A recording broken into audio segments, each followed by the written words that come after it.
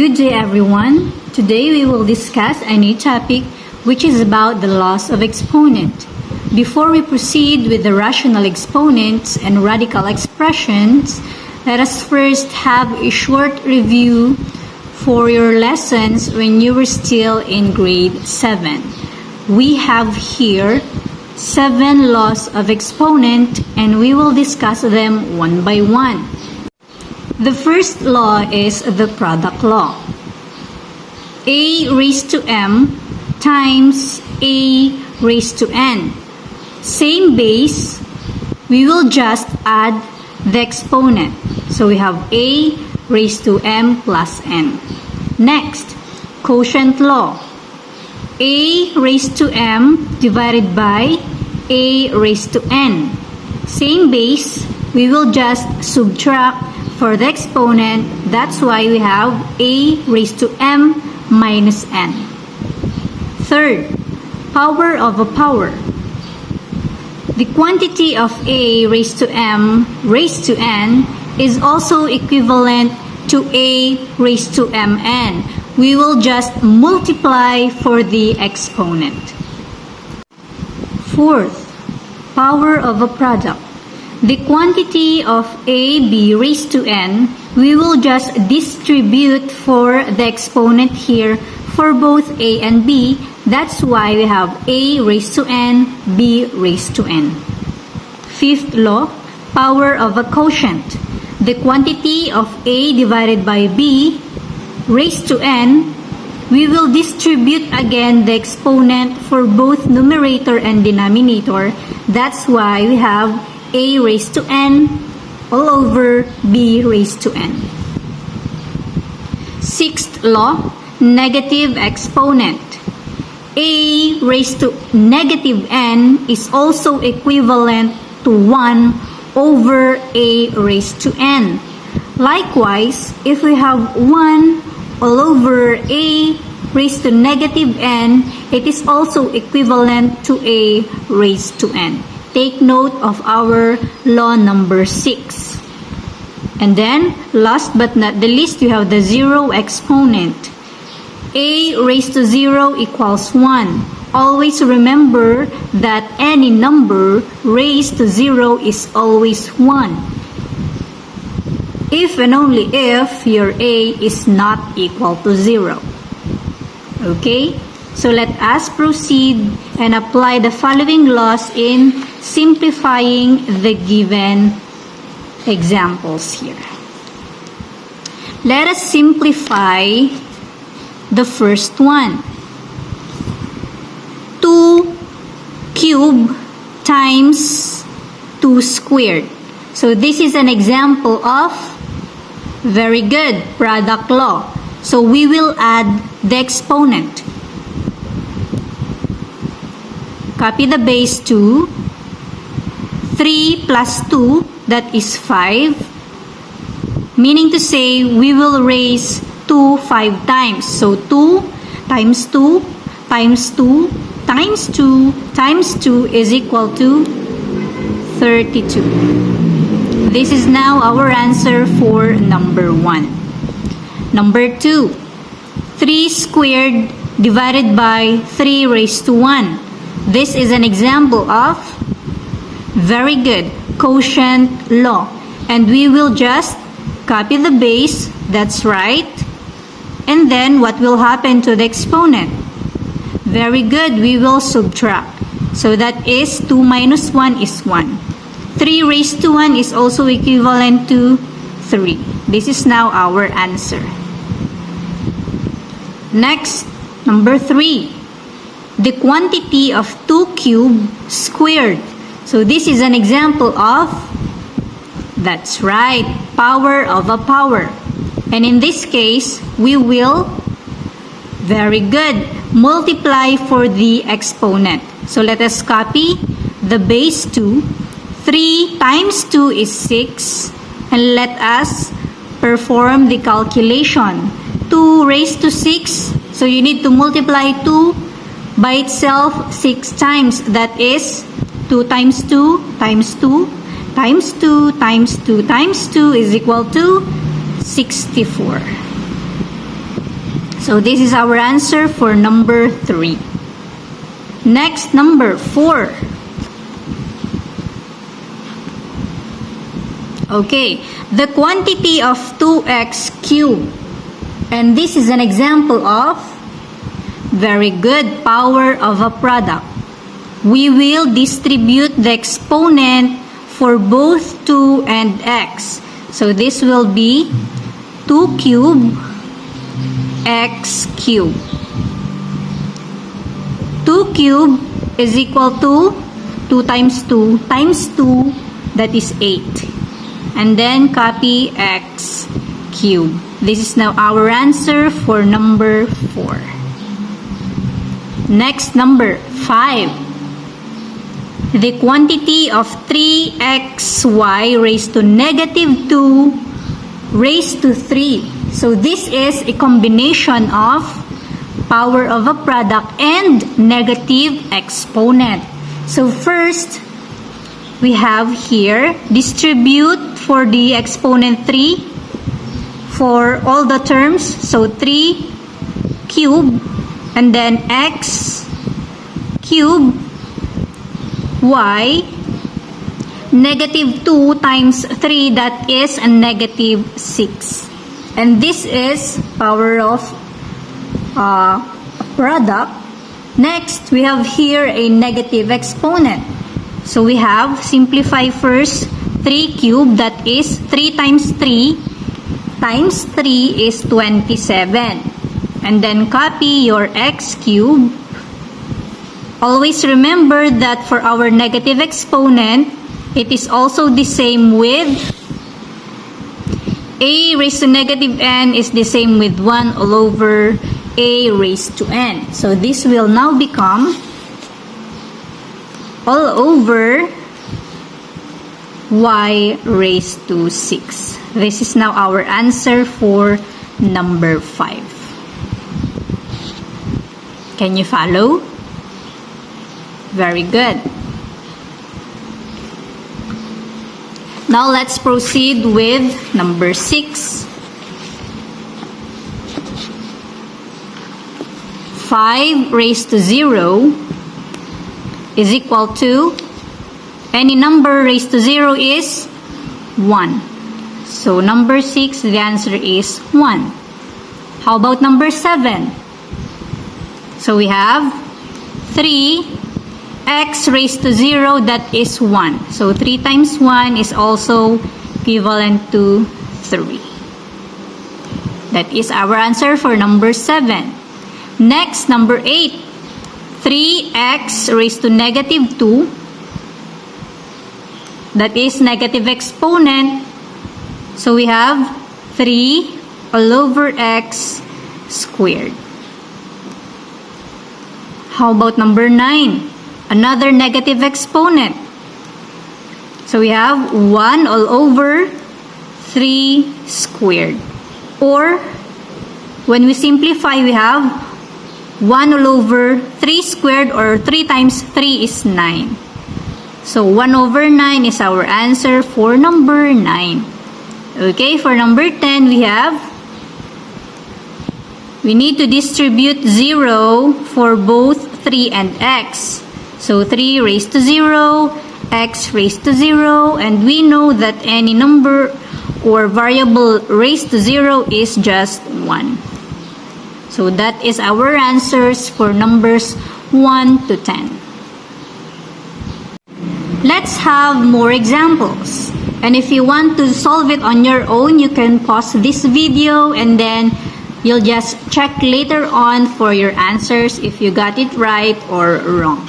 So for number 11, we have 2 cubed times 2 raised to 5.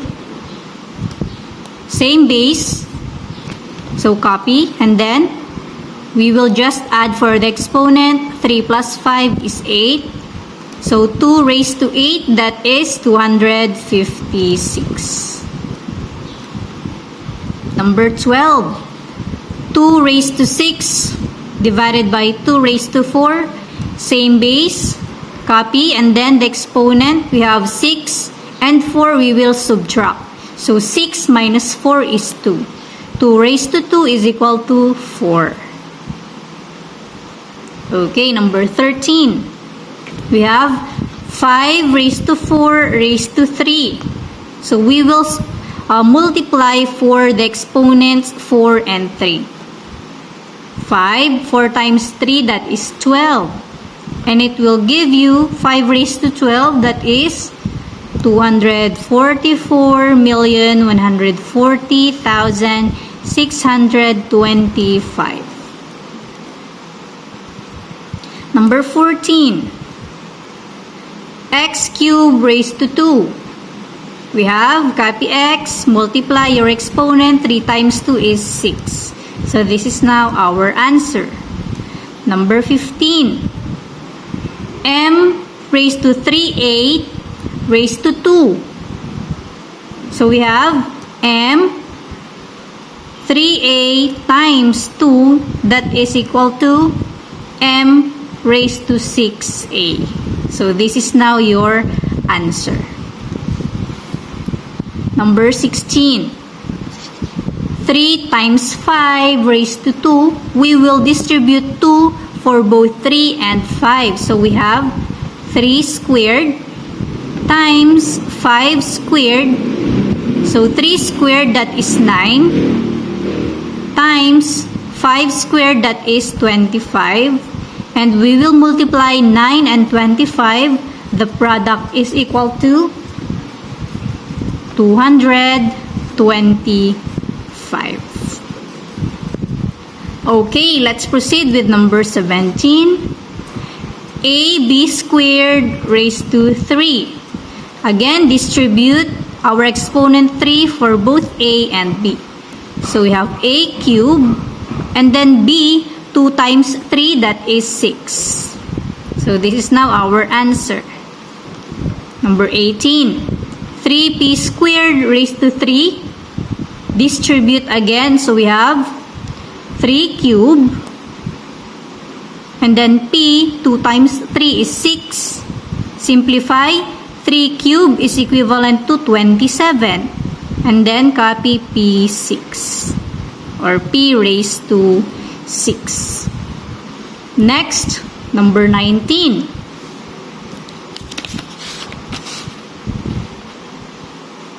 We have the quantity of x squared, y cubed raised to 4. Distribute again the exponent 4 for both x and y. We have x, 2 times 4 is 8. And then y, 3 times 4 is 12. Number 20. X all over y raised to 4. We will distribute exponent 4 for both numerator and denominator. So we have x raised to 4, y raised to 4. 21. The quantity of 3x over 2y squared. Distribute again the exponent 2 for all the terms. So we have 3 squared x squared over 2 squared y squared. Then let us simplify. 3 squared is equivalent to 9. Copy x squared all over 2 squared, that is 4. And then copy y squared. Let's proceed with number 22. The quantity of 2a squared b all over 3cd raised to 3. Distribute again 3 for all the terms. So we have here 2 cubed, a, 2 times 3, that is 6. And then b cubed all over 3 cubed, c cubed, and then d cubed. Let us simplify. 2 cubed, that is 8. Copy a raised to 6, b raised to 3 all over 3 cubed, that is 27. Copy c cubed, d cubed. This is now our answer. Number 23. We have x raised to 7 times x raised to 9 Same base, and then just add for the exponent 16. 24. X raised to 2, y raised to 2 times x raised to 6, y raised to 7. Okay, same procedure. The answer is very good. X raised to 8 and then y raised to 9. Okay, this is now our answer. Let's continue. Number 25, we have here 6 raised to 4 divided by 6 squared. Subtract the exponent. We have 6. 4 minus 2 is 2. And 6 squared is 36. Number 26. X raised to 8. Y raised to 7 all over x squared. Y cubed. Okay, subtract. We have x. 8 minus 2 is 6. Then copy y. 7 minus 3 is 4. So this is now the answer. Number 27. The quantity of 3a squared b raised to 4, we will distribute for the exponent 4 for 3a and b. So we have here 3 raised to 4. A raised to 2 times 4 is 8. And then b raised to 4. Let us simplify. 3 raised to 4 or 3 times 3 times 3 times 3 is equal to 81. Copy a raised to 8, b raised to 4. Okay, so number 28. The quantity of a cubed, c cubed raised to 4. And then we have here the quantity of b raised to 4, c raised to 4 cubed. For the exponent 4, we will distribute it to our first quantity. And then, same with, for the second quantity, distribute 3 for both b and c. Then we will combine them later on. So we have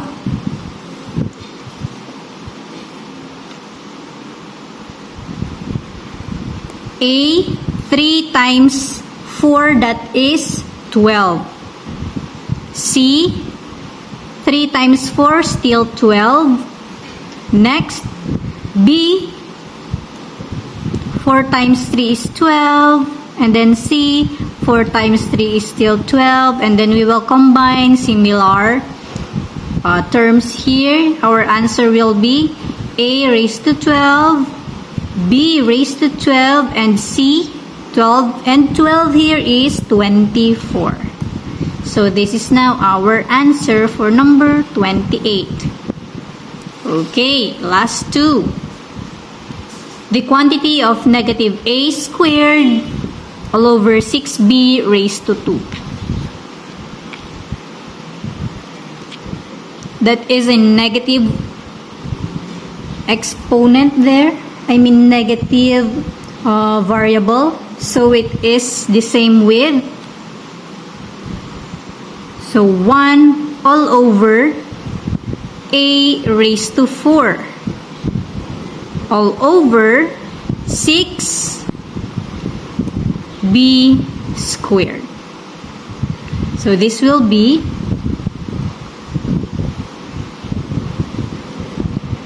a raised to 4 and then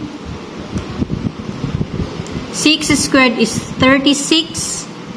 Copy b squared. This is our answer for number 29. Okay?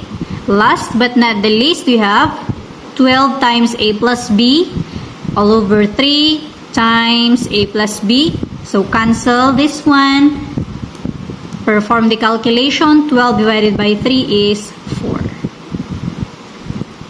That's all for the laws of exponent. I hope you learned something for today. Always remember our lesson because this is very significant for our next discussion. Goodbye and God bless.